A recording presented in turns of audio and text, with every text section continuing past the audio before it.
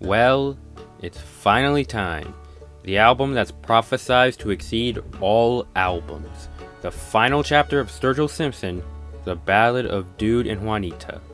Preparing for this release was no easy feat. By far the most anticipated record of the entire year for me, but we're getting ahead of ourselves. Sturgill Simpson is by far the most respected indie darling when it comes to country music. For a guy with no radio influence or executive backing, Sturgill built his reputation from the ground up, offering some of the best alternatives to modern country music. On his debut record, High Top Mountain, Sturgill provided a great throwback to the classic sounds of the outlaw era, and his vocal style really came across as a blend of Waylon Jennings and Hank Jr., a deep yet buttery experience unlike anything to be offered not just in the mainstream, but the indie sphere. Sturgill displayed a profound sense of maturity in his subject matter, which consisted of classic country stories of hard living, freight tales, one would put it. To put it simply, a throwback to arguably the greatest age of country. In just a few years, High Top Mountain has gone on to be considered one of the best retro traditional country albums of the modern era, and many at the time began to question, where would Sturgill go? He set the bar so high for country music with his level of vast instrumental palettes and vocal performance. It wasn't insane to consider he couldn't top himself. And yet he did 1 year later with his 2014 album Meta Modern Sounds in Country Music, where he would sharpen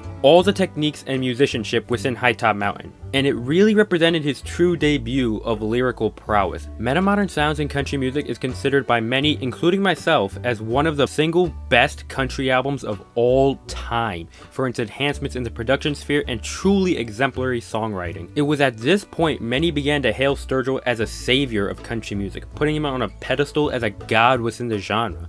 And Sturgill did not take kind to these declarations, and so on his next project, A Sailor's Guide to Earth, Sturgill threw away the traditional sounds for a fusion of classic R&B, jazz, and country. And while it did make some people worry as to where Sturgill was headed, was he abandoning country music? Sturgill kept to his profound maturity, offering one of the best tales of father and son ever made. By far the most emotionally driven Sturgill album has ever made, this album included.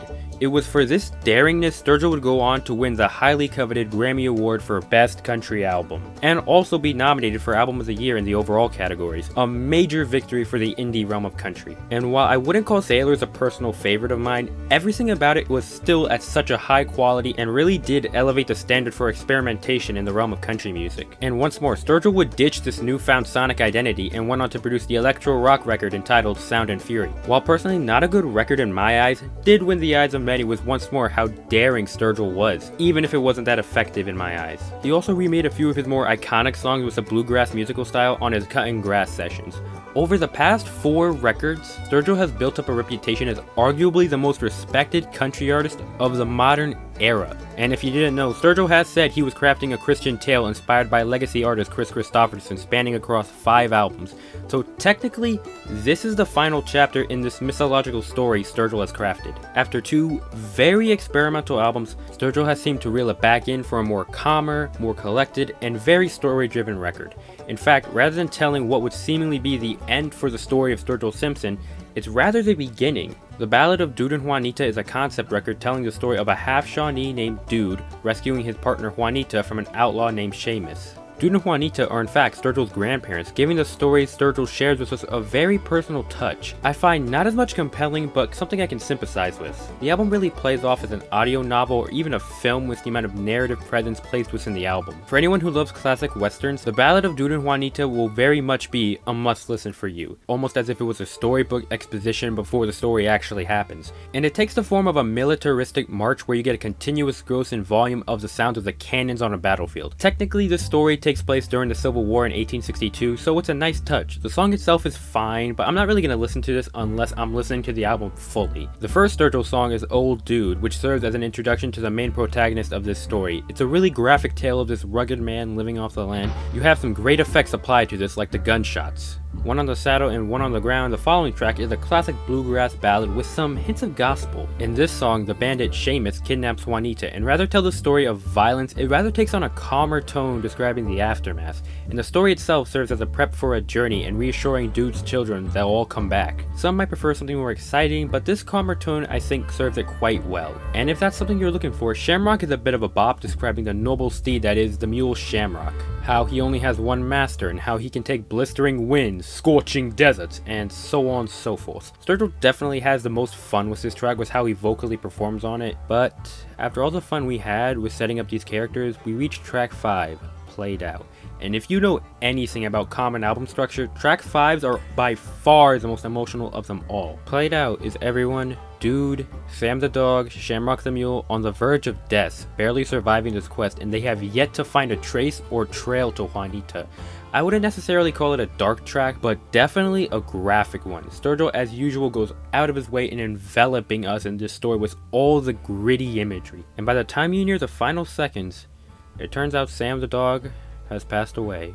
I wish the song, or at least previous songs in the track, foreshadowed this or have a song dedicated to Sam before this event, but yeah, this is definitely an emotional track that may make a few of you shed a tear or two. However, a simple 1-minute dedication track doesn't cut it, especially when Sturgill is drawing on classic artists such as Waylon Jennings on this track. But to be fair, this is my one and only problem with the narrative of the story. Juanita, the next track, is by far the best one on this record. Sturgill takes a rootsy twist on the waltz, and my God, this is one of the most beautiful tracks in all of 2021, where Dude finds a limit to his resolve and remembers his vow to search the ends of the earth for her. It's powerful and pretty much perfect all the way through. I literally have no problem with it, and I don't think I've enjoyed a Sturgill track this much since Voices back from 2014. I'm a little confused as to what role Willie Nelson plays in this song, but let's not think about that. Go in Peace sees Dude and Juanita reunited with the help of the Cherokee natives, and I think it's a little tonal killing with the instrumentals given the event occurring, but it's not much of a problem for me. And before you think the story is over, we still got one more song to go, buddy boy. Not counting the March reprise with the epilogue, Dude Part 2 sees Dude track down the bandit Seamus in a classic western showdown, with Dude shooting first and knocking Seamus down, but it was a trick as Seamus played possum, but Dude sees right through it and strikes him first. Given that this is the climax of the story, it's a bit lacking in energy given the slower tempo compared to Part 1.